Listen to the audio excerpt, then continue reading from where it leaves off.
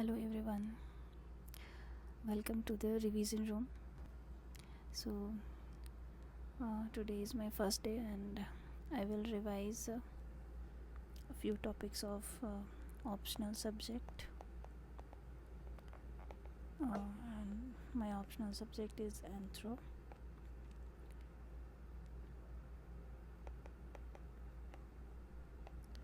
So, I'm gonna to revise Lamarck theory, Darwin theory, and pre-Darwin and post-Darwin.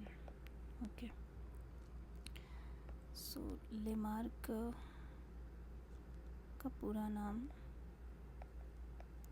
Jean Baptiste D Lamarck था. ठीक है. उसके अलावा इन्होंने 4 प्रिंसिपल दिए थे. कौन कौन सा? First, second, third, fourth. ठीक है. सेकंड, थर्ड ये हाईलाइट मतलब बोल सकते हैं इसी ऑर्डर में उन्होंने दिया था. और 3 and 4 इज़ वेरी इम्पोर्टेंट. ये है law of use and disuse and the fourth one is law of inheritance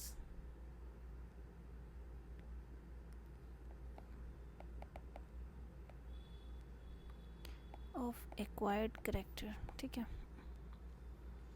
so first में क्या था? ये था इंटरनल अर्ज एंड सेकेंड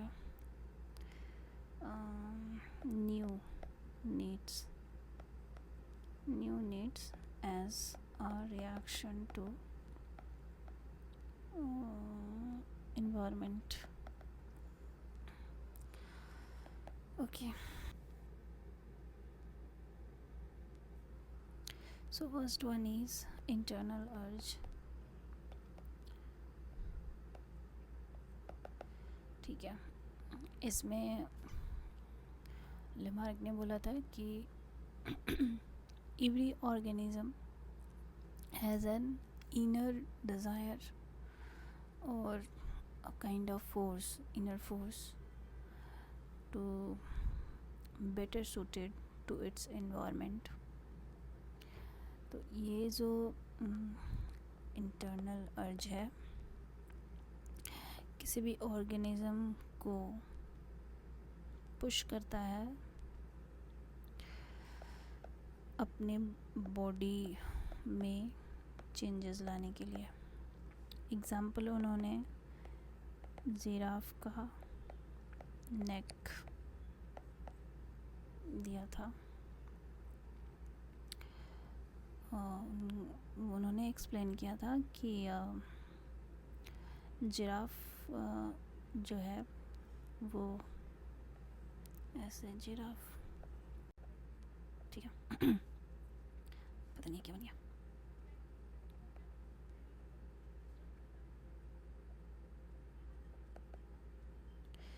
खैर ये जो जिराफ है ये जिराफ का नेक है.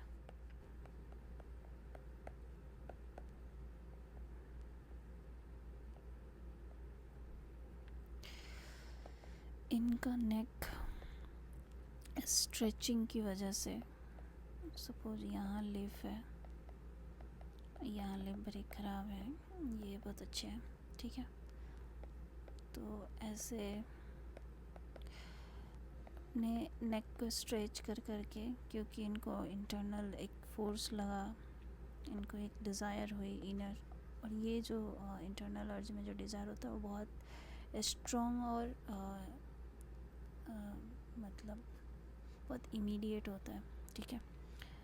तो ऐसे करके इन्होंने अपना जो है वो नेक को स्ट्रेच करके लॉन्गेट कर दिया और इनका नेक लंबा हो गया. ऐसे इंटरनल अर्ज का थ्योरी है. ठीक है. दूसरा है new needs as a reaction to environment. New needs का अगेन सेम, कोई इन्वायरमेंट चेंज हुआ, सपोज़ इधर हायर ब्रांच ट्री जो है वो ज़्यादा है और अच्छे क्वालिटी का है, इधर अच्छे क्वालिटी का नहीं है, कुछ इन्वायरमेंट चेंज होने की वजह से या फिर कुछ कंपटीशन बढ़ जाने की वजह से उनको यहाँ का फूड मतलब प्रॉपर नहीं मिल पा रहा है, यहाँ कोई कंपटीशन नहीं है। तो ऐसे एनिमल्स जो हैं, मतलब एनिमल्स या फिर ये बेसिक एग्जांपल जिराफ का है तो एनिमल ये वर्ड यूज़ कर रही हूँ, अपना नया न्यू नीड्स ढूंढ लेते हैं सरवाइव करने के लिए, and this led to the development of new organ. ठीक है, हो गया। जैसे न्यू ऑर्गन अगेन जिराफ का ही एग्जांपल से ये भी एक्सप्लेन किया है कि इनको नया नीड हुआ तो ऐसे न्यू ऑर्गन, इनका जो नेक था वो बस इतना था एंड इन्होंने इतना अपना नेक बढ़ा लिया। ठीक है, क्रिटिसिज्म मैं बाद में करूँगी इसके बाद। थर्ड है law of use and disuse. According to the Lamarck,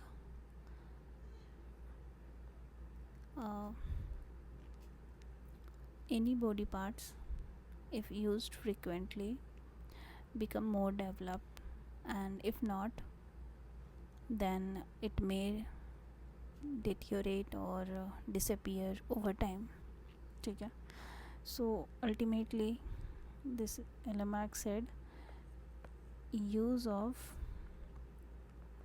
organ become strong and more developed, okay, and disuse ultimately disappear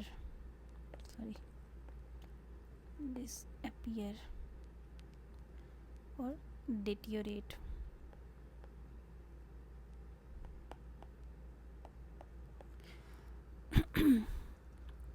Okay,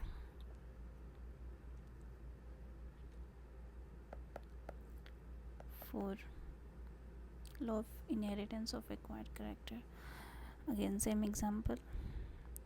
Should I draw this? No, this is not like that.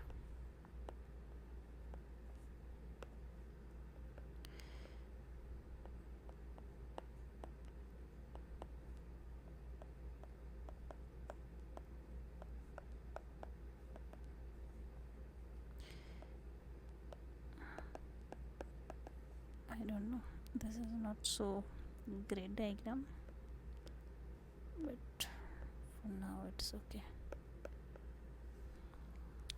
fine. Law of inheritance of acquired character में क्या है कि as we can see, according to the Lamarck, these giraffe stretch their neck, and their neck ultimately turned into longer neck. So law of inheritance of acquired character में ये चीज़ explain की हुई है कि कोई भी ऑर्गेनिज्म, एक पेरेंटल जनरेशन है सपोज़, और यहाँ पे कुछ भी हो रहा है, ठीक है, इन पेरेंट के साथ, सपोज़ जिराफ का पेरेंट्स ऐसे इलोंगेट करके इतना नेक को स्ट्रेच किया, तो उनके ऑफ स्प्रिंग में भी सपोज उनका नेक इतना था, उन्होंने इतना स्ट्रेच किया तो ऑफ स्प्रिंग का इतना नेक हो जाएगा। ठीक है, ये एक्वायर्ड हो जाएगा, एंड अगेन वो स्ट्रेच करके इतना नेक करेंगे तो उनकी ऑफ स्प्रिंग में इतना नेक हो जाएगा, अगेन ये एक्वायर्ड कैरेक्टर हो गया। तो ऐसे ऐसे करके लॉ ऑफ इनहेरिटेंस को मतलब डिफ़ाइन किया है। फाइन, मतलब अल्टीमेटली जिराफ के एग्जांपल से कि उन्होंने बोला कि जिराफ ने ओवर जनरेशन, ठीक है, ओवर जनरेशन नेक को स्ट्रेच कर करके एलोंगेट कर लिया। ठीक है, यही है इनहेरिटेंस ऑफ एक्वायर्ड कैरेक्टर। अगर हो गया ये, अब बारी क्रिटिसिज्म की है। ठीक है, ठीक है। पहला का इंटरनल अर्ज का क्रिटिसिज्म क्या है, उसका कोई साइंटिफिक प्रूफ नहीं है, ठीक है। कोई भी एक्सपेरिमेंटली प्रूफ नहीं है, कोई एक्सपेरिमेंट नहीं हो पाया अभी तक, और उस पर कोई टेस्टिंग करके भी पॉसिबिलिटी नहीं है। तो ये 3-4 पॉइंट्स हैं। सेकंड में है कि नीड्स डेवलप हो जाए इन्वायरमेंट चेंज के अनुसार। तो एक इंसान बहुत समय से चाहता है कि उसके पंख उड़ जाए, मतलब पंख उग जाए, बिकॉज उसका नीड्स है कि एक प्लेस से दूसरे प्लेस उसे अपने मर्ज़ी से चले जाना है।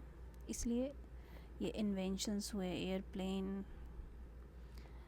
का, और भी है, हवा में जाने का इंसान का बहुत इच्छा है, तो स्काई डाइविंग। ओके, तो ऐसा कुछ तो इंटरनल मतलब डिज़ायर रहा है। ये इसमें भी आता है कि इंटरनल तो डिज़ायर है, बट ज़्यादा इसको डिफ़ाइन करता है कि यहाँ पे new needs according to the change in environment. कुछ एनवायरनमेंट चेंज हुआ, इंसान की नीड्स बढ़ी, तो ऐसे फ्लाई करने का सोचा पर नहीं हुआ, तो एयरप्लेन बना दिया। तो ऐसा तो नहीं है, तो इसका क्रिटिसिज्म यही है।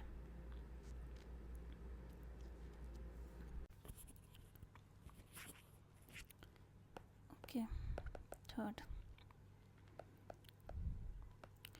Law of use and disuse.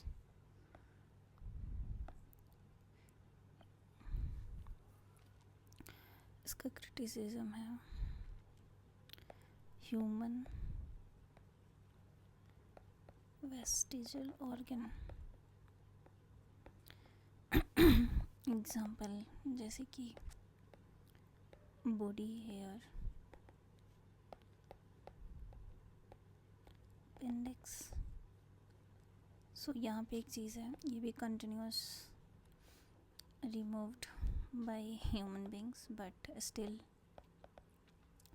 present in offspring, and the similar thing like that in many countries at earlier stage this organ removed,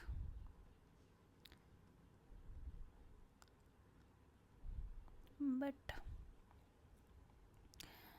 it is present in the child at birth. तो ये हो गया कि हमें इसका कोई use नहीं है, हम इसका कोई यूज़ नहीं करते। वैसे बॉडी में भी इसका कोई यूज़ नहीं है, इस पर्टिकुलर ऑर्गन का कोई फंक्शन नहीं करता, अननेसेसरी जस्ट पड़ा रहता है। बट डिस्पाइट बीइंग इसका कोई यूज़ नहीं है, ये ऑफ स्प्रिंग में होता है, सारे ह्यूमंस में होते हैं, ठीक है। क्रिटिसिज्म जो है वो 2 साइंटिस्ट ने दिया हुआ है। किसका? Law of inheritance of acquired character.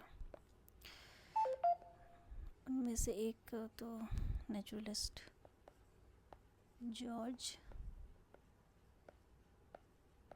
Cuvier, ठीक है। इन्होंने 2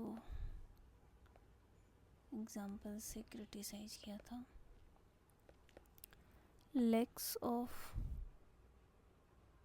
काउबॉय, बेसिकली बोर्ड लिख सकते हैं यहाँ पे, ठीक है। और दूसरा इनका था बॉडी बिल्डर्स बेबी।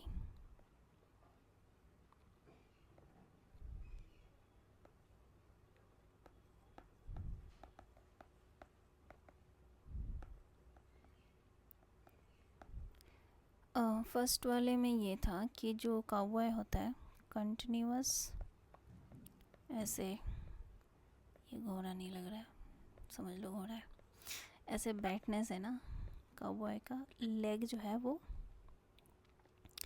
बेंट हो जाता है, बट उनके ऑफ स्प्रिंग में तो ऐसे लेग बेंट नहीं होता, स्ट्रेट रहता है। सिमिलरली बॉडी बिल्डर के केस में देखें तो बॉडी बिल्डर के पास ऐसे मसल्स आ जाते हैं ना, पता नहीं क्या बन रहा है। तो उनके बेबीज़ मतलब 2 पेरेंट्स है सपोज, ऐसे मसल्स वाले, पर उनका जो बेबी होता है वो बहुत नॉर्मल होता है, लाइक अदर गाय। सो वो मसल इनहेरिट नहीं होता है, बिल्कुल भी नहीं होता है। और ऐसे काउबॉय का बेंट लेग उनके चाइल्ड में इनहेरिट नहीं होता है, तो ये क्रिटिसाइज कर दिया ऐसे। ठीक है, ठीक है। सेकंड जो था वो अगस्त वाइजमैन का क्रिटिसिज्म है। इन्होंने एक एक्सपेरिमेंट किया था माइस पे।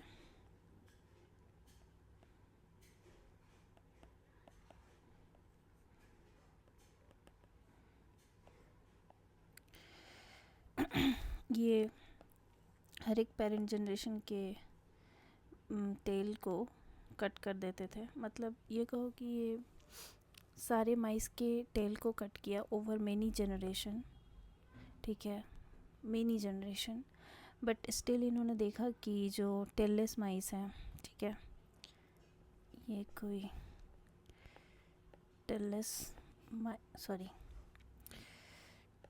माइस है, इसके पास टेल नहीं है, और इससे फिर मेट भी एक टेललेस माइस के साथ कराया। इनके जो बच्चे हुए वो तो टेल के साथ ही हुए, उसके पास तो प्रॉपर टेल था।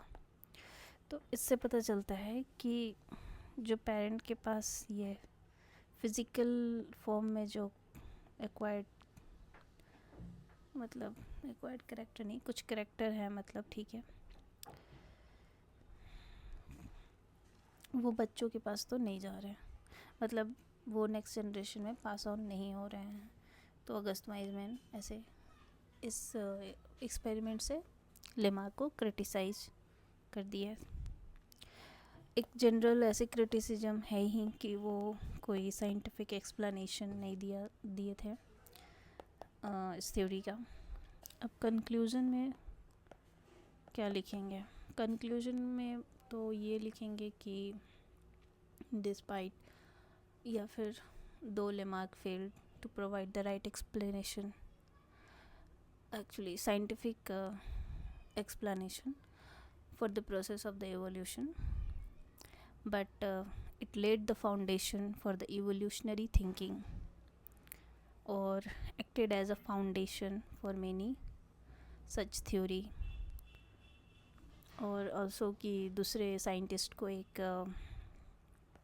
चांस और एक फोर्स कर दिया उन्होंने, बाकी साइंटिस्ट को जो भी नेचुरलिस्ट थे या फिर साइंटिफिक स्टडी करने वाले पीपल्स थे, उनको ऐसे एक आइडिया दे दिया कि ये भी एक अल्टरनेटिव है इवोल्यूशन का।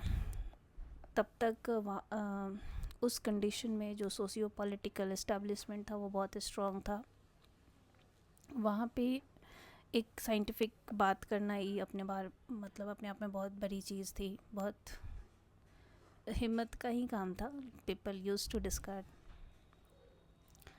तो उस कंडीशन में इन्होंने थ्योरी डाली, लाई। तो या that is the very very important part and also the significance of this Lamarckism. अब हम डार्विन की बात करेंगे।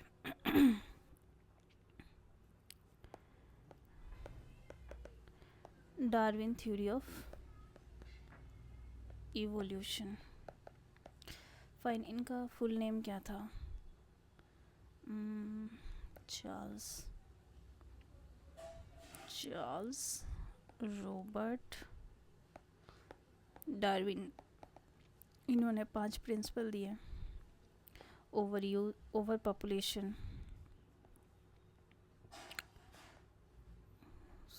मतलब ठीक है, over population, struggle for existence, variation, survival of fittest and natural selection. ठीक है, ओवर पॉपुलेशन में क्या है?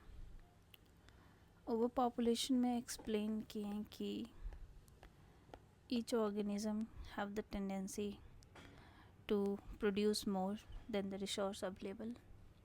इसका मतलब हुआ कि रिसोर्स इतना है तो सब ने इतना रिप्रोड्यूस किया क्यों ऐसा क्यों है? उसका एक रीज़न बताया उन्होंने कि सभी जो है अपना जीन जो है फॉरवर्ड करना चाहते हैं, अपना जीन को आगे, मतलब क्या बोल सकते हैं इसको,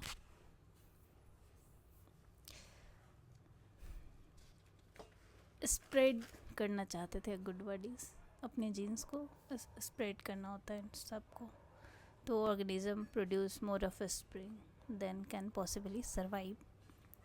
इसमें एग्जांपल्स जो है वो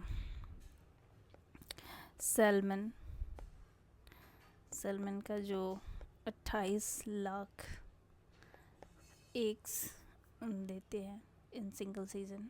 उसके अलावा jackfruit, simple, lots of seed and all. Now second, a struggle for existence. इसमें ये 3 टाइप का है। इंट्रा स्पेसिफिक, मैं इसको ऐसे याद करती हूँ, इंट्रा स्पीसीज। फिर इंटर स्पीसीज और environmental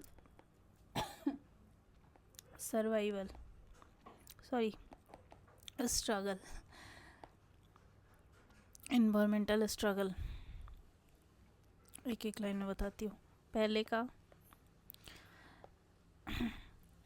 with in species individual आपस में फाइट करते हैं फूड के लिए, मेट के लिए। सेकेंड, इंट्रा में 2 अलग अलग स्पीसीज आपस में फाइट करते हैं अगेन फूड के लिए, रिसोर्सेज के लिए।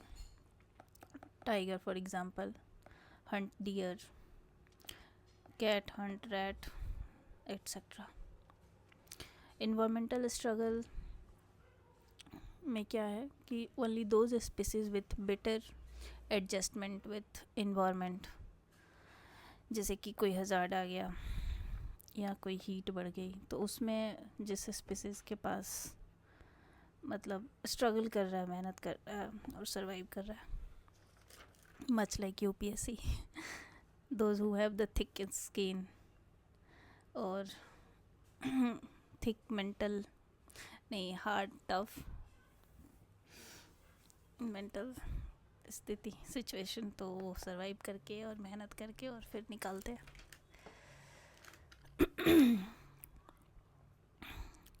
इसमें एग्जांपल्स के तौर पे फिंचेज,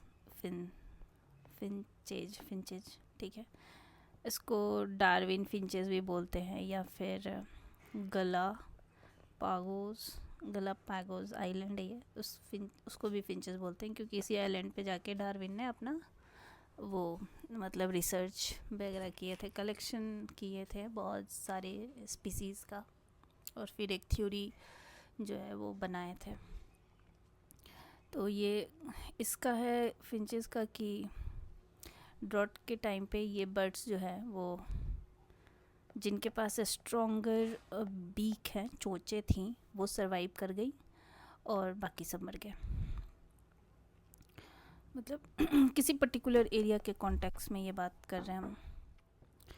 सेकंड एग्जांपल है अगेन डिफरेंट शेप, टर्टवाइज, तो अलग अलग शेप के कारण वो अलग अलग आइलैंड पे सरवाइव करते हैं जिसका सेप जिस आइलैंड पे सूट किया वो सरवाइव किया, बाकी तो मर गए।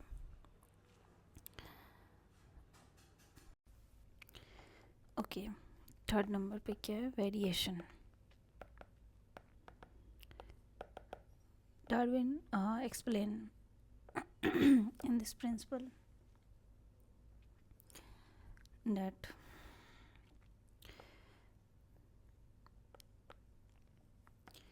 if or every organism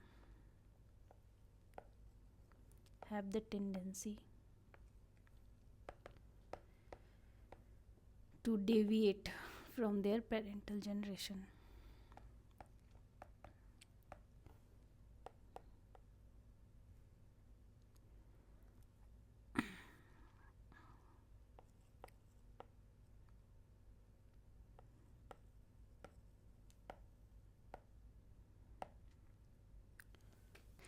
अब जब डेविएशन आती है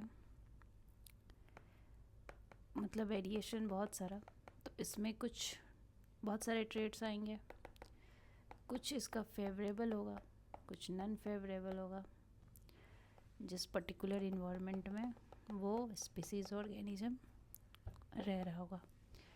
फेवरेबल होगा good enough, none then might be problem in survival और may be resulting to death. Okay. Fourth, survival of fittest.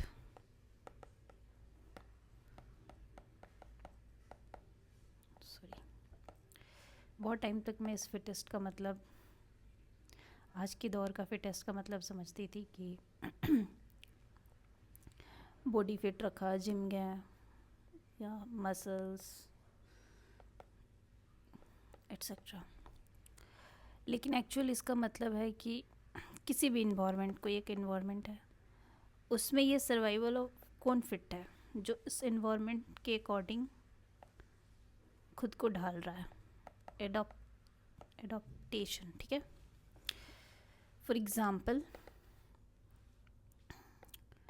Dark skin people, light skin people, इसमें क्या होता है कि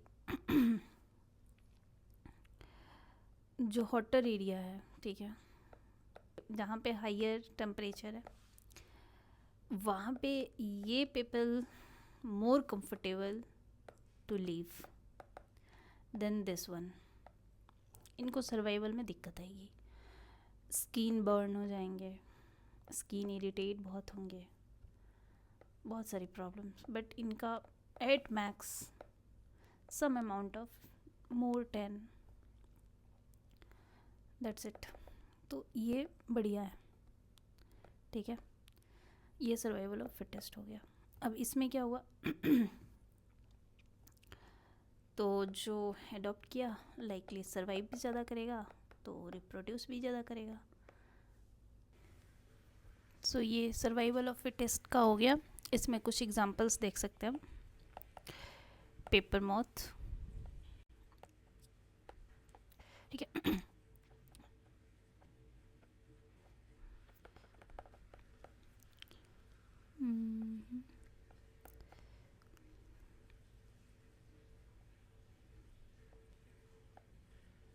ओके, सो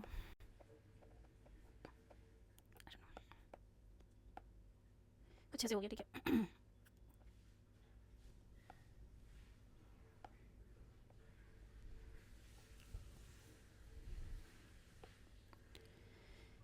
दो टाइप के पेपर मॉथ हैं, lighter colour, dark colour.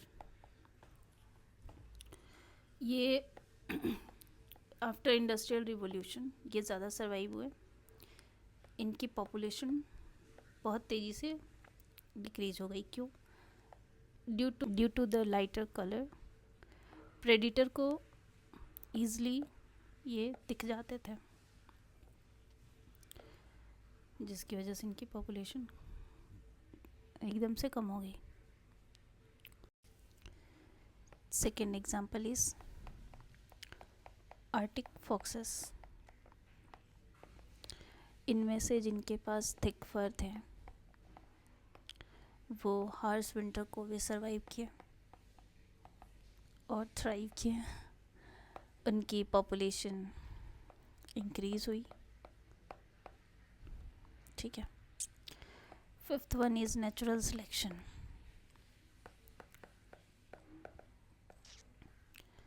This is a process in which nature select the individual with favorable trait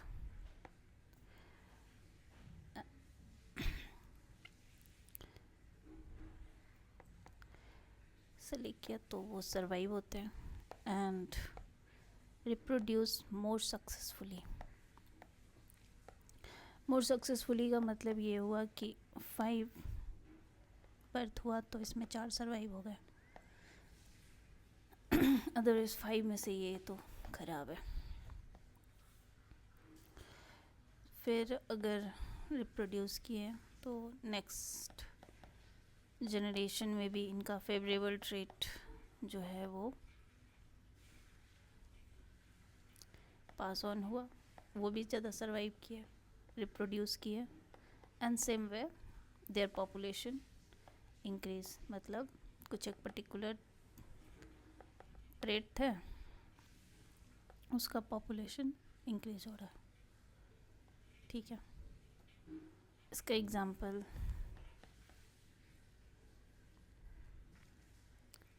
same paper mouth. Now हमको linkage क्या लगता है? वेरिएशन, एक minute, variation, survival of fittest, natural selection. Variation हुआ यहाँ पे, कुछ favourable trait, कुछ नॉन फेवरेबल। जिनका फेवरेबल सर्वाइव किया, जो सर्वाइव किया कह दिया नेचर ने सेलेक्ट किया, दैट्स इट।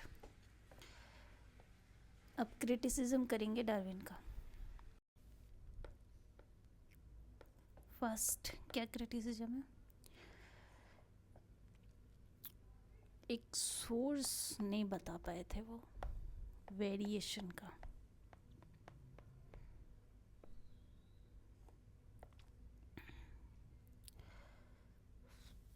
कि जो वेरिएशन होता है वो क्यों होता है, इसका क्या सोर्स है, कैसे होता है, बस। सेकंड,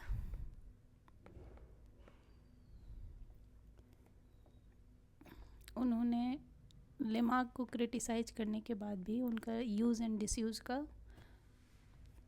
जो प्रिंसिपल था वो यूज़ किए थे। Third is important, Darwin ignore the cooperation mutualism type का कंसेप्ट। उनका ज़्यादा फोकस तो स्ट्रगल पे था, like struggle for existence, inter species fight कर रहे हैं, समथिंग लाइक दैट। जैसे कोऑपरेशन भी तो करते होंगे, हम बहुत सारे जगह पे ये चीज़ देखते हैं कि स्पीसीज़ ने अपने अपने एरिया डिफाइन कर रखे हैं फूड के। ठीक है, तो ये एक क्रिटिसिज्म था। और जो ट्रेट इनहेरिट होता है वो भी वो एक्सप्लेन नहीं कर पाए थे। ठीक है, ओके।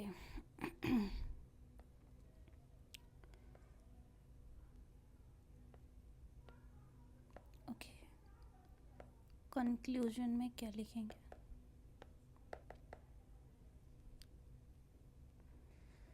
एक चीज़ लिखेंगे कि पहला साइंटिफिक थ्योरी था, नेचुरल सिलेक्शन वाला पॉइंट बहुत इम्पॉर्टेंट है। नेचुरल सिलेक्शन से ही फिर साइंटिफिक थ्योरी ऑफ इवोल्यूशन आता है।